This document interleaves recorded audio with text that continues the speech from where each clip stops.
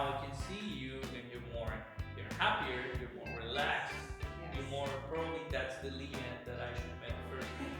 So he's asking me for a tip, and I'm like, nope. And then I felt so bad. Hi everyone, today we have Mario Cervera, and he provides concierge services for expats and anyone living in Merida looking to move to Merida. Welcome to the podcast, Mario. I'm very excited to have you. I appreciate that. Thank you. We've spent a lot of time together last August when we when we moved to Merida. So tell us a bit about yourself. Okay, hi everyone. First of all, thank you, Leanne, for inviting me over here. I'm very excited and a little bit nervous.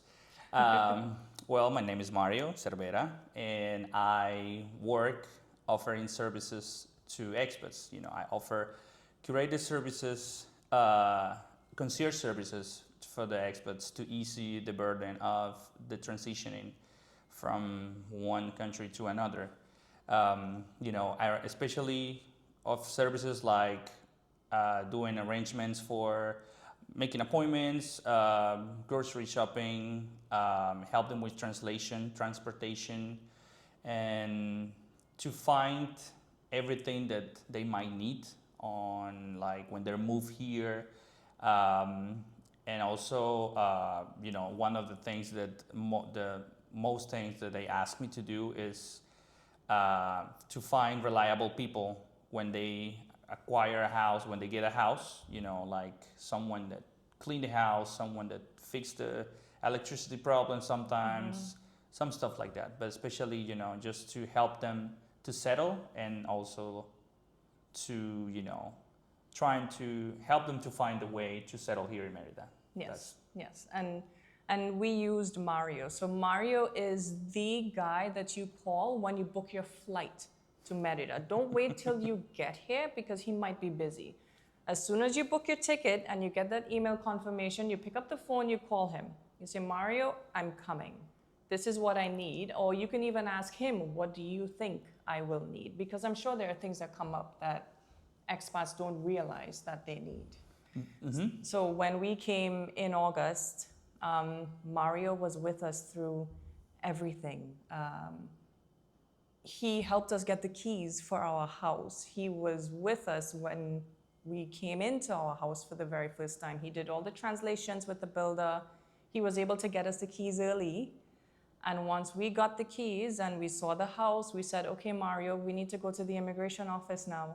And we were late, and I think you got us there 5 minutes before the GPS said we would get there. He's that good. And then we said, Mario, it's hot.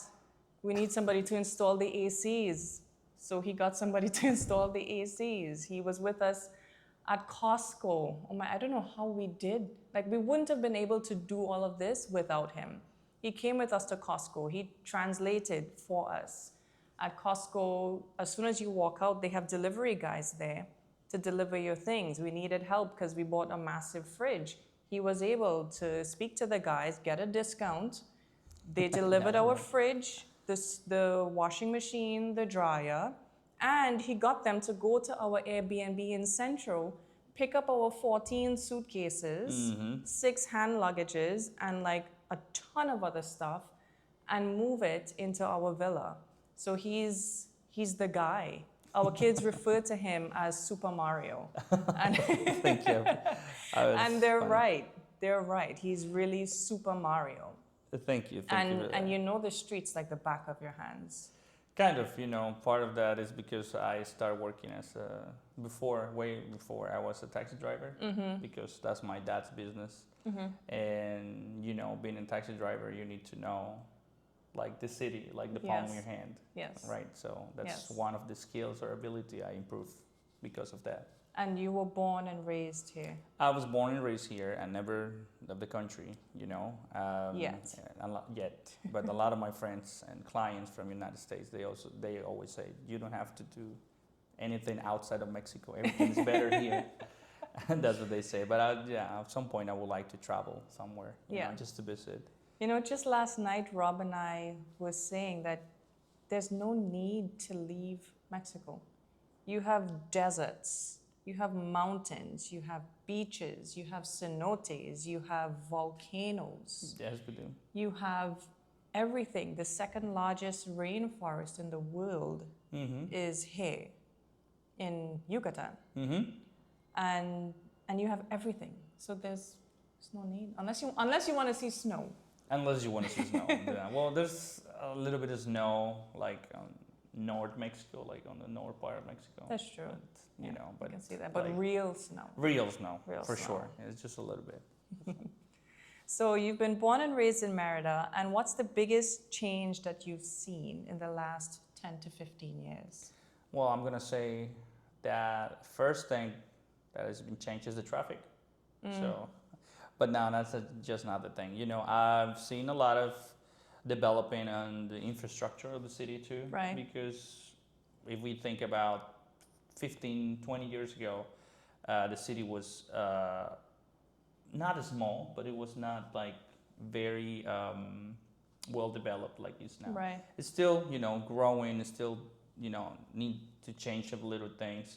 But yeah, also a few of the quality of the services too has been changed and improved, and the affluence of the expats coming and visit. You know, just not international, just also nationals are coming here for what the city provides. You know, which is like safer, quiet, and more family oriented and affordable, right?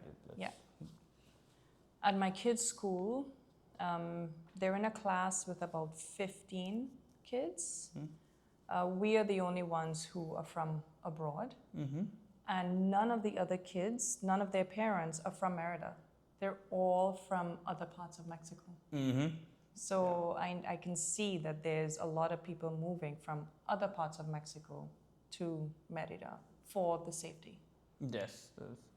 Yeah, one of the biggest things that the city offers that everybody realize, like quick, it's how safe it is. You know, compared to other cities, like some people are afraid to go outside, you know, at night or something like that. You know, like on a party or something. But it's very safe. You know, you just need to be a little bit careful. It's not like you walk in the streets at night with a lot of money, flashing with an expensive phone or something like that. But yeah, you just gotta take the right measures of security, and then you know, it's very safe. That's what the people like when they come here. Yes, they do. Now, what are the top 3 things you see expats struggle with when they first move to Merida? That's a good one. Yeah, well, the first one for sure is the language. You know, one important thing that you said at the beginning, it was that when you recommend the people to, when they book a flight, they have it ready to reach, you know, they don't have to reach out to me specifically, but if they have a person here, to ask the right questions. Because what a lot of expats do, they just buy the ticket and then we'll figure it out when we get there. So, and when they get here is when the struggle starts, especially in the language. I'm not saying that they need to learn Spanish ASAP, but at least to have some, like the common words, like the greetings. Because here in Merida, I think you have noticed that a lot of people say buenos dias, buenas tardes. They do, and most of the time. We really like that. Because we want that for our kids as well. We want them to be mannerly. That's basic manners. And I grew up doing that in Trinidad. And in Canada, people pass each other and they're just on their phones. They're busy. They're, you know, in their own lanes. But here, everybody looks at you. Say buenos dias. Buenos dias. Yeah, the greetings, you know, the people are very, very kind. Yes. And you know, even if you don't know them, like you say, you're walking into the street and they're like, they smile at you. They are even, hey, how you doing? Especially if someone that like around your neighborhood or something like that. Yes. So, you know, just to have that on mind, like, okay, I'm gonna move to Mexico. Again, I'm not asking them to get an intensive course of Spanish classes, right? But like, at least just the minimum to understand and to navigate. Yes. You know, to ask for help, especially. And that's the first thing. The second one, I will say the conversion rate, I know that these days dollar against the peso is dropping, but that's not the point that I'm trying to explain. The thing is, it's funny for me when I take clients, this the first time for them to come here in Merida, and I take them to stores or to places, let's say a restaurant or Costco. Yeah. When they see the prices, they think they always make the maths in dollars. Yes. And then it's like, oh, that's expensive. But then when they do the conversion. It's like, oh, I forget I'm in Mexico. I forget, it's in pesos. And sometimes, that's a struggle for them, especially when they convert money. It looks very big. Mm-hmm. The number is very high, but the value is not that high. Yes. Yes. So that's another one thing. And also, I'm going to say the heat. Again, we go back to the first thing that you said, okay, you're excited to move, to go somewhere else, somewhere else that is new for you. But before you do all of that, do a little bit of research about how's the weather there. Yes. Because some people think, I'm going to put an example, some people from the places similar, like here in Merida, I don't know, Texas, that is kind of hot, right? Yeah. They think, oh, it's the same weather. But then here, the heat is intense, you gotta be. It's different. It's different, and they think they can do activities outside, and they can. No. But they don't tolerate they cannot tolerate the heat, and so that's another thing. And also, that the things here, that's gonna be the third thing that I'm gonna say with the struggle. Things here, especially in Merida, they move slowly based on what you're used to. Like, let's say if you come from a big city, don't expect that everything is gonna be like from the place you're coming from. Yeah. Especially on cultural things. Yes. So those are the three things. It's definitely a slower pace, which is what a lot of people move here for, but then they actually experience it. And it's like, okay, it sounds great, lead a slower life, but then when you need paperwork done, and you have to wait. Like the situation with the keys, remember that they were going to give you the keys like another week. Yes. And I was like, hey, can we get this done? We need it. We need it. And they thought it was okay because I was like, oh, but we give you an approximate time that it could be from here to here. Yes, and we were like, no, we need to be out of that Airbnb today. Yes. So that's one. Those are the three things. And with the language, so funny thing happened to me. The guys pick up the garbage. They come 3 times a week, Mondays, Wednesdays, Fridays. They pick up the garbage. The first time I saw them, they looked at me and they said, propina. And I thought he was asking if we had a propane tank. Oh. So I said no. Yeah, I see the similarity. I said no. And then he said agua. And I'm thinking he's asking if we have those big jugs of water. And I said no. And he said no. And I'm like no. But then I realized that propina means tip. Tip. So he's asking me for a tip, and I'm like no. And then I felt so bad. So now I give them 2 little bottles of water because it's hot now. Yes. And I'm like, sorry. Yeah, that's one thing that you mentioned now, related to the language when they struggle. A lot of expats go through that when they are settled and when they move to the neighborhood. That's one thing. The garbage service here, the people that work for the like the garbage pickup. The garbage pickup, right.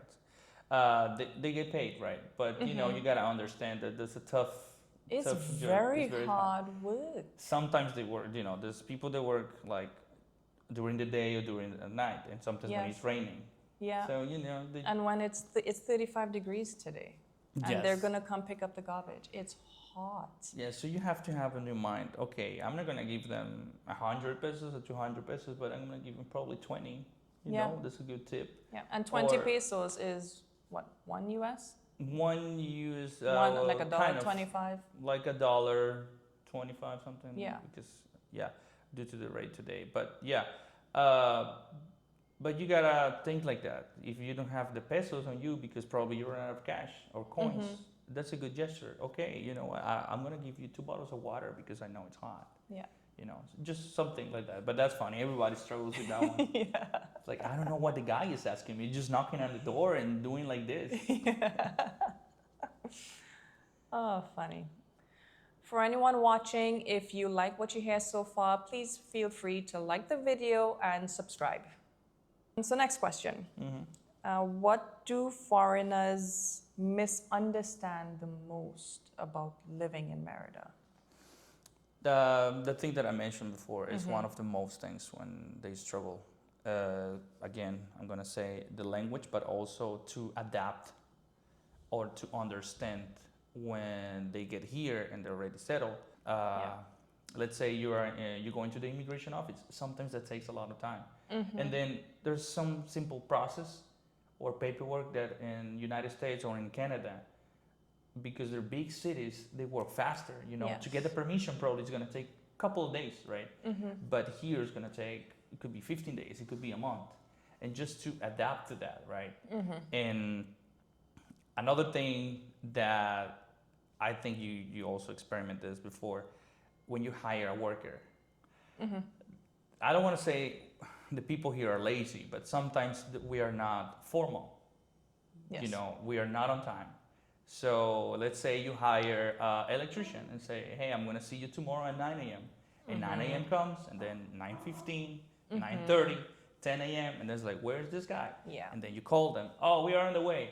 So they ended up showing up at 12 p.m. and you're like, oh, I just called you. So I'm not saying that you have to accept it and that's cool. It's not cool, but you know, to find a way to work through that, you know, or find someone very reliable, because that's the problem here with that. And that's where you come in.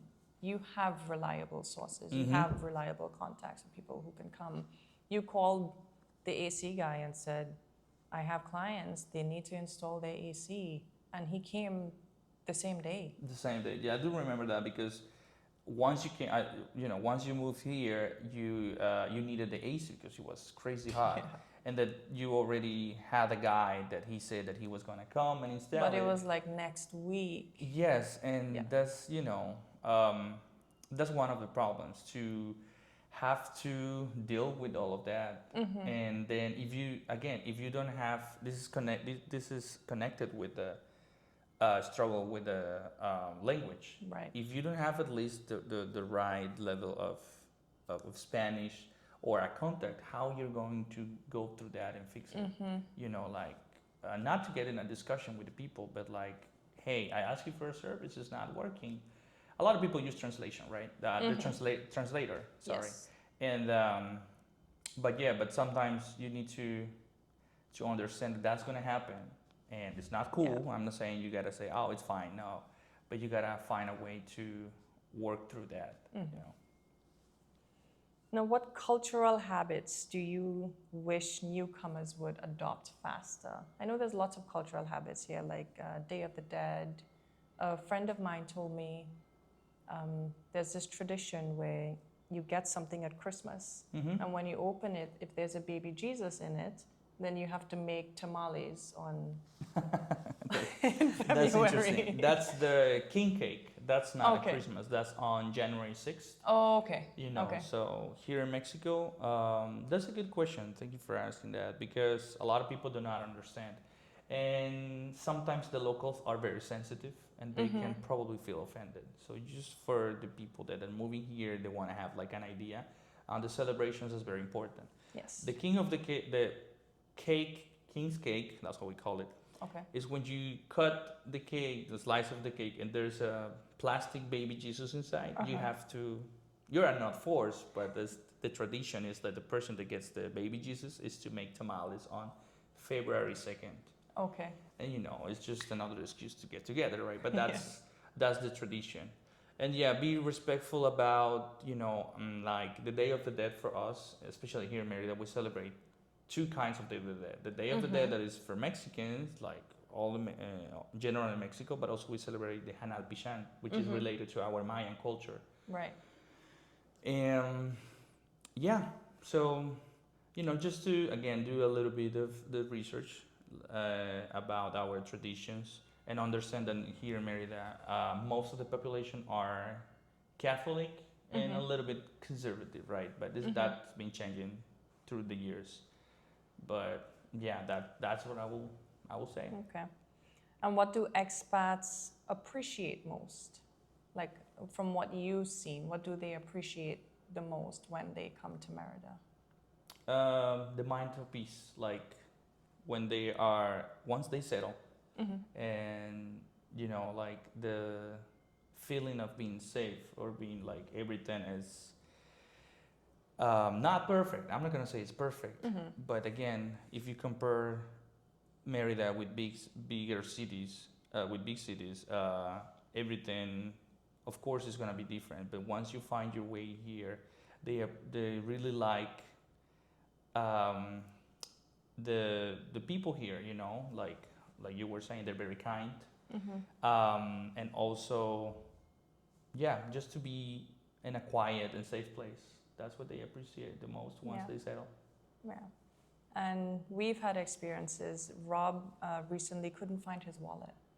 He came home and he couldn't find it anyway. It was in the afternoon. He searched the whole house.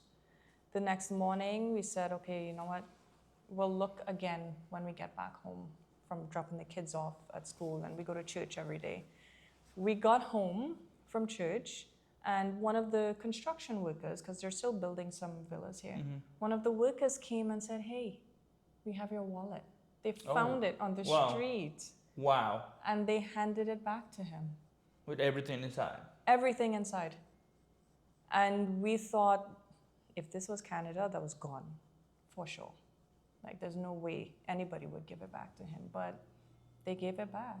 Well, and we're so appreciative. And then that again reinstated one of the reasons why we moved here and why we love Merida. Yeah, that was a very nice experience for you guys. Not all the people are bad people, right? No. Some people have manners, education, right? Values, right? And yeah, that happened to me before. I lost my wallet. I dropped it, by the way. I was doing withdrawal in an ATM and I didn't realize I dropped it. And then like 30 minutes after, someone is calling me and I got a phone and it's like, hey, I found your wallet. I was like, where? And I touched my pocket and it's not there. But he said it was just outside of the ATM. And he was a Rappi guy, the delivery guy. Yeah. I'm doing a delivery right now, but I can meet you wherever you tell me. And I was like, okay. So he met me in a placita, in a mall. And then he gave me my wallet. Unfortunately, he said, hey, I just found it like the way it is. Everything was like not organized. It was all messed up. But I have the important things, my cards, my license, my ID. Yes. But the money, I don't remember how much money I had, but the money was gone. Okay. But I was like, and then I offered the guy, hey, I'm going to give you a little reward, like, I don't know, I'll pay you for coffee, I'll pay you for breakfast. He was like, no, man, that happens to me the other day and I couldn't have it back. It was just gone with everything. Yeah. And I know how hard it is when you lost. Just to replace all of that. Go to the government offices, do the appointments. Yeah. That's a waste of time. So, yeah, that was very nice. Yeah. It's comforting. Yes. It's really comforting. Especially when you have kids. You know that it's safe. They can run around. It's safe. Now, looking ahead 5 to 10 years, where do you see Merida? What do you think Merida will look like? Well, that's another. I like this interview. It's very very important and very interesting questions. Well, I've been noticing a lot of construction, a lot of buildings happening these days, and it's not that I'm against the progress. It's just I would like the people have more conscious about where they are building. Like this area, it's nice, because it's like close to the city, but like there's a lot of development at the beach area, right? And they're building a lot of hotels. They're trying to, hopefully not, because it looks like they're trying to replicate like the Riviera Maya, but like doing it here. And so it's not a bad thing. It's just I would like they have more conscious about for the investors and the people are coming here like where they are buying their properties. And so with that, I'll see Merida like I want to say like a modern city. It's been changing a lot. It's been growing a lot.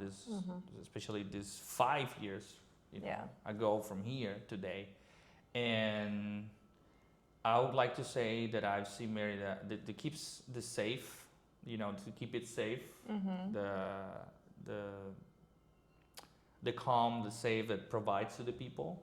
That's gonna stay, but like probably with better services. Better services, we just improved the transportation service with the big buses. With the new Vivan the buses. Vivan. They're all electric, right? Yes. So the city got brand new electric buses, electric public buses for their transportation.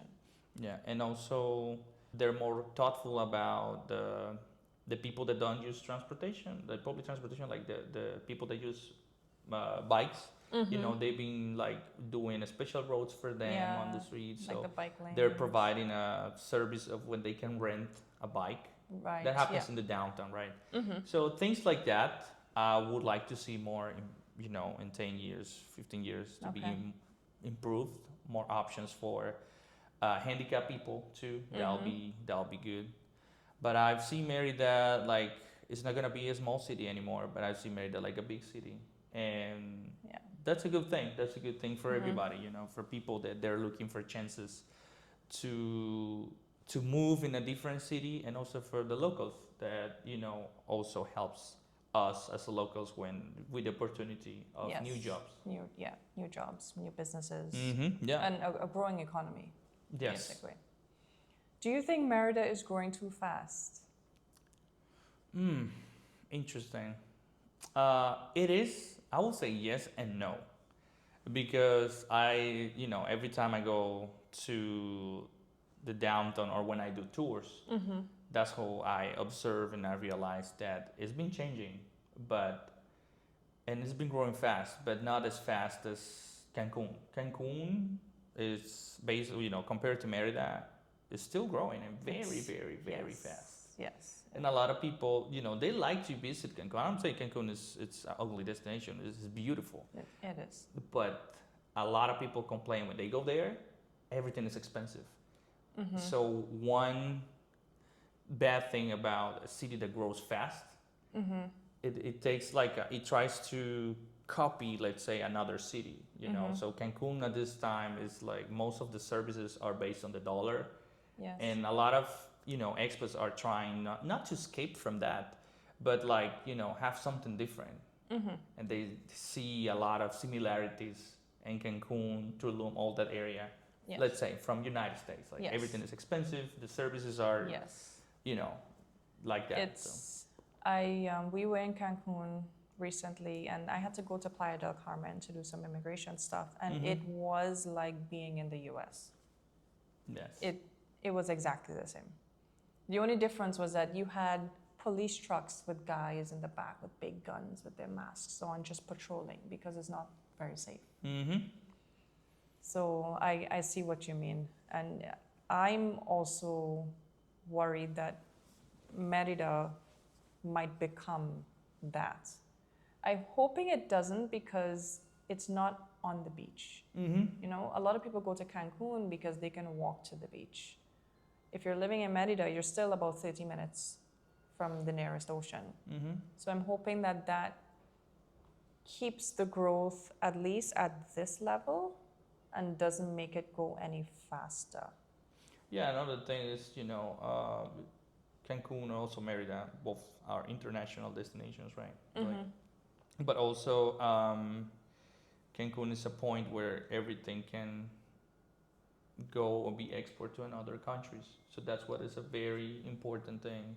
And yes, here in Merida, of course, the city is one thing, and the beach area is a different thing. Even if this is closer, 25, 30 minutes, right? Which is kind of great when you want to take a break and go to have fun, right? But in that part, we are not very advanced or very developed yet, right? Right. We don't have a lot of development yet. We do have big ships that transport and receive a lot of items and products from another parts of the Right. world, right? At the But port. it's not that big at the port, No. right? It's not that big as Cancun. So that's one of the reasons why Cancun Okay. is like that.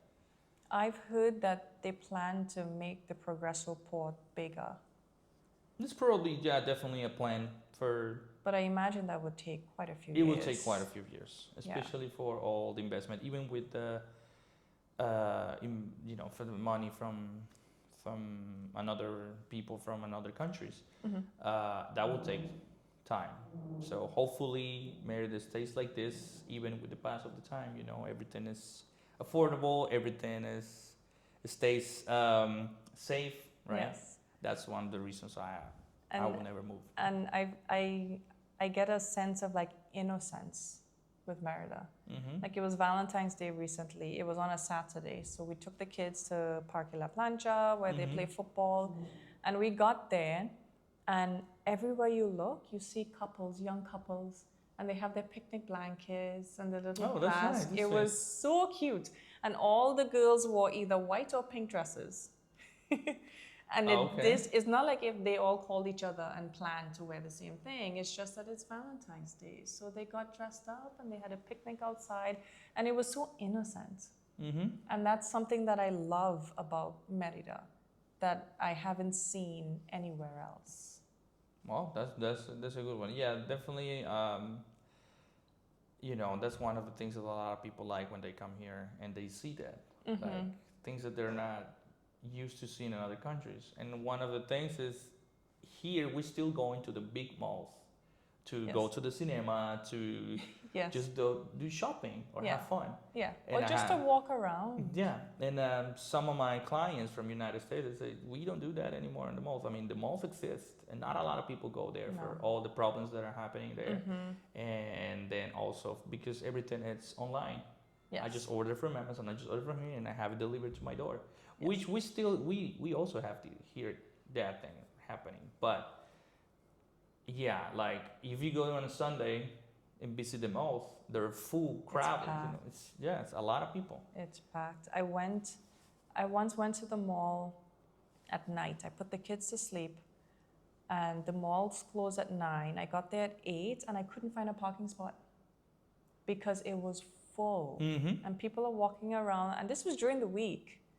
They're walking around, they're shopping, and then on the weekends, people just go.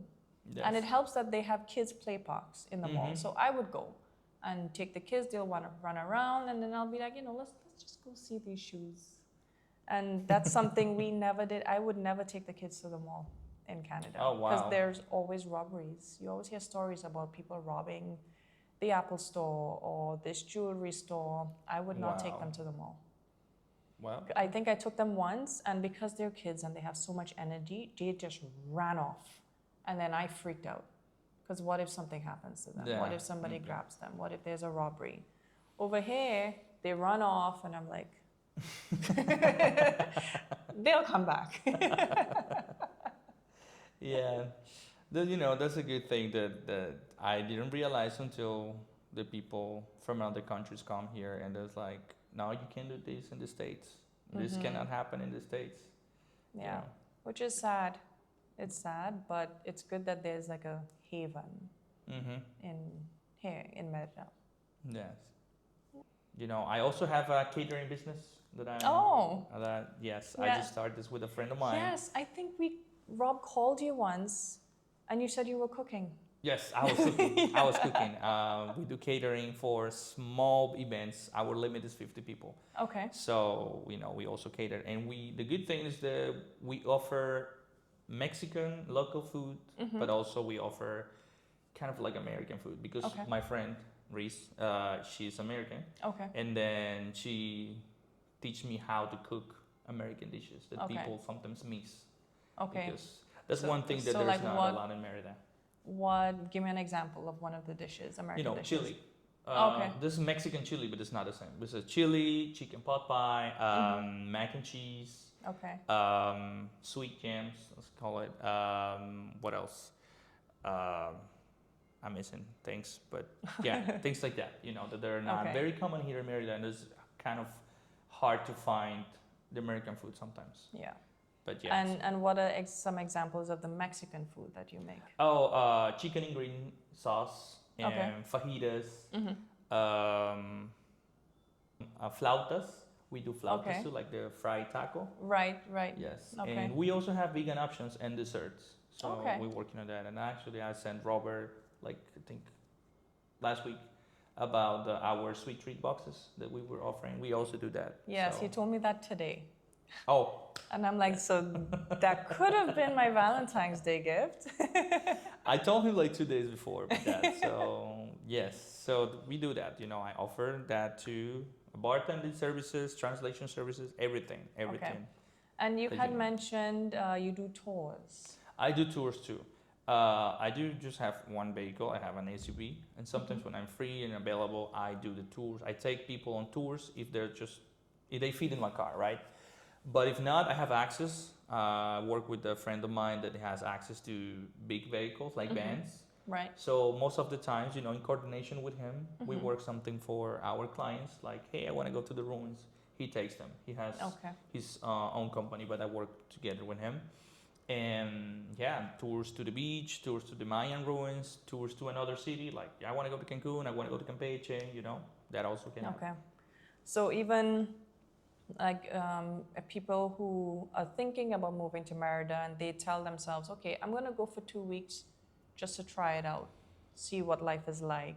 They should contact you as well, because then you can show them around. You can show them the different neighborhoods, where they can live, take them to the beach, take them to Chichen Itza, Uxmal. Yeah, that's one of the most important things, and one of the things that they do, my clients, when they contact me. The first day they arrive, you know, even if they're tired, it's like, just take me to my hotel, my Airbnb, and then, you know, they ask me if you can give me a tour around the city. And that's what I do, you know, just to show them like the city and also like the difference, like, hey, you know, this is a very popular area, or this is where the hospitals are, you know, so they can have an idea. And the first thing that I would recommend for them, because a lot of them, when they come here, they don't know where to stay. So I would recommend, it depends of what they like. If they like to be in a walkable area, I will suggest to find a place outside of the downtown, like on the north. And if they like to be like, oh, I like to be in the very central, in the midst place, of everything. Yeah, I would recommend for them to stay in central.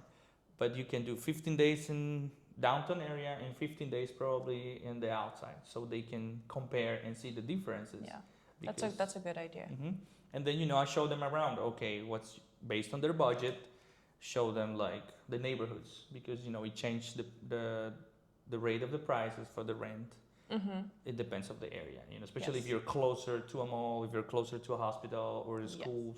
So yeah, and also depends a lot if they come single or they come with a family. Right. You know, so yeah. Okay. Good to know, lots of information. So thank you, Mario, for coming onto the podcast. For anyone who is coming to Merida, thinking about moving to Merida, you want to get in touch with Mario. His information is on the screen. It's also in the description below. Again, when you book your ticket, call him or message him on WhatsApp. Yes, please. And I will be gladly to be there to help you in any questions or any needs that you might probably need at that time. Thank you so much, Leanne. Thank you so much. I really appreciate this opportunity. And you have a lovely family. You have a beautiful house. And I'm glad I was able to help you and your family to settle. Yeah, Thank you so honestly, I cannot imagine doing it without you. Thank you. Like, I can look at everything.